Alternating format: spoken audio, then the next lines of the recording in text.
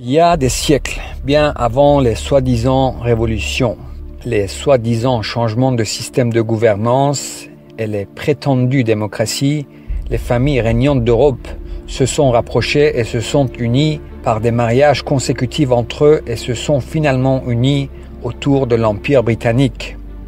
Ces familles ont compris qu'afin de ne pas perdre leur pouvoir, ils devaient s'unir et de manœuvrer subtilement auprès des peuples leurs sujets. Face au peuple, ils devaient être une seule force, un seul groupe dans le monde entier.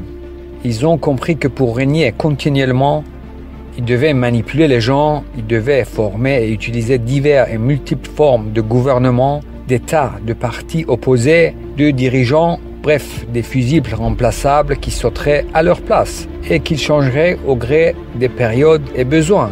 Et ils l'ont fait. Ils ont compris qu'ils devaient manipuler non seulement la majorité, mais aussi une minorité plus proche qu'ils avaient besoin de persuader et conquérir, qui serait plus ou moins au courant de cette vérité, des secrets, leurs gens. Et ils ont alors mis en place cette fraude de franc-maçonnerie. Des gens qui se penseront frères et chevaliers, qui penseront à travers leur activité quotidienne œuvrer pour le bien. Ils ont compris que pour réussir et arriver à leur fin, ils devaient procéder d'une manière méthodique, mathématique, scientifique, face aux masses et rester extrêmement bons et crédibles face à leur minorité. Pour les peuples, les masses, la fraude des États, les votations, la démocratie, les dictatures, les guerres, les coups d'État, les révolutions, etc., etc. Pour leurs gens, les francs-maçons, l'illusion d'une démarche vers un monde meilleur et équitable pour tous et de la bienfaisance et l'humanisme en surdose, associations et fondations à volonté, faire de la bienfaisance à grande échelle, et jamais leurs gens ne questionneront des bienfaiteurs soi-disant désintéressés.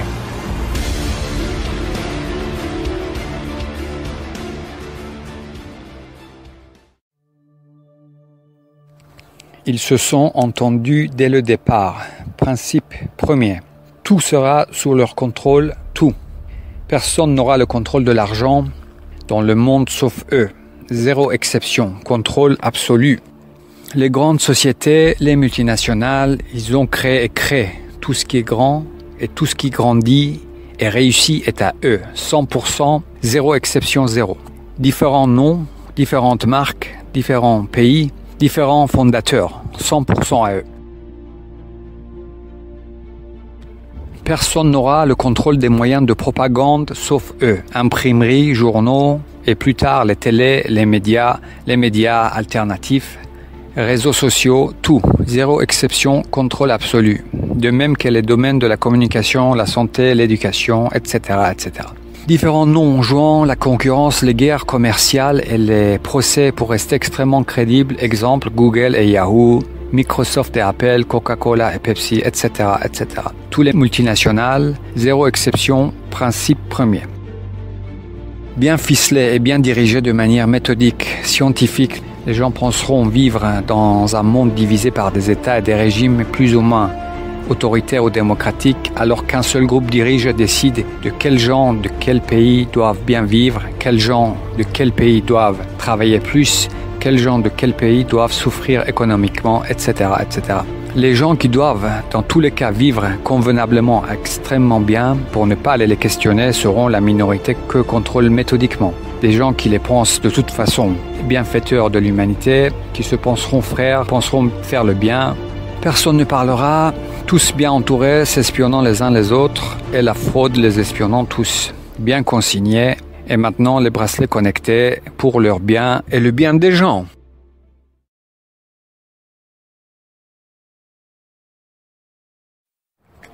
La politique dans le monde, c'est eux, à 100%. C'est un des principes premiers.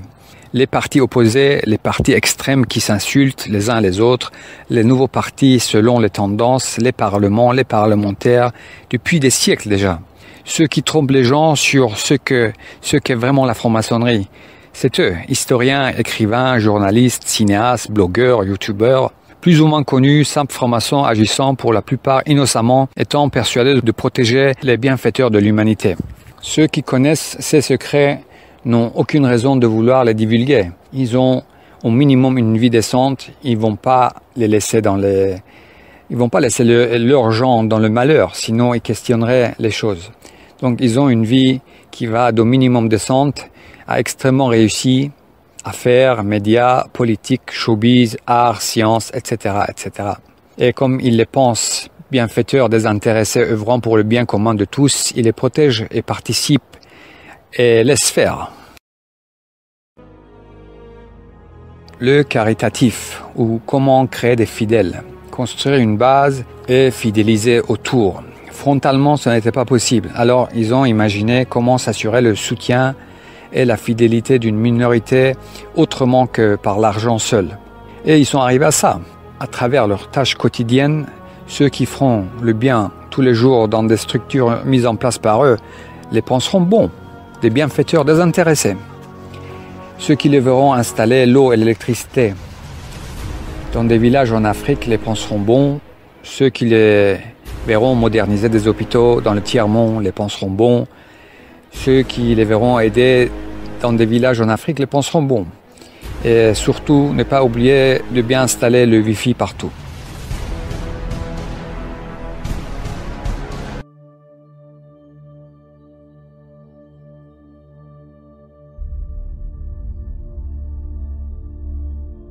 À travers leur acte humanitaire, ils montrent par intérêt une volonté de vouloir faire le bien et aboutir à quelque chose de mieux pour tous.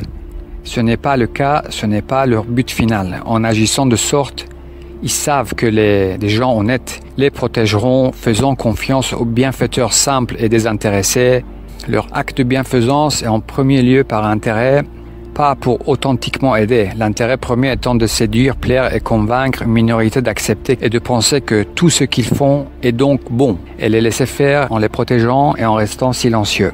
Aider les gens, passer par la charité et la solidarité est une stratégie pour plaire et amadouer qu'ils ont élaborée il y a des siècles.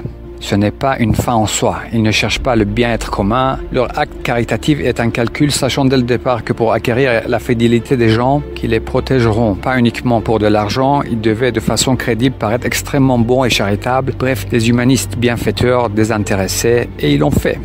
Et le font ainsi.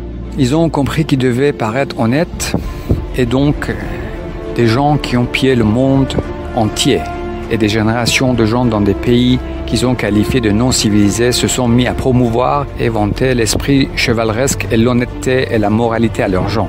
Voilà, il n'y a plus de lutte de pouvoir dans ce monde. Il n'y a pas, il n'y a plus. Cela a été réglé il y a des siècles déjà. Un seul groupe, un seul mène le show. Les révolutions, les révolutionnaires, soi-disant emprisonnés héros, c'est eux. Le putschiste qui fait un coup d'état, le révélateur héros qui se cache dans une de leurs ambassades, c'est eux. Partout les mêmes. Il y a bien longtemps déjà, tout est faux, truqué. Mais il faut que ça reste extrêmement crédible, préparé des années et des décennies en avance, avec de multiples pions présentés au public et rendus plus ou moins connus par leurs médias pour des multiples variantes de scénarios de changement de régime au besoin.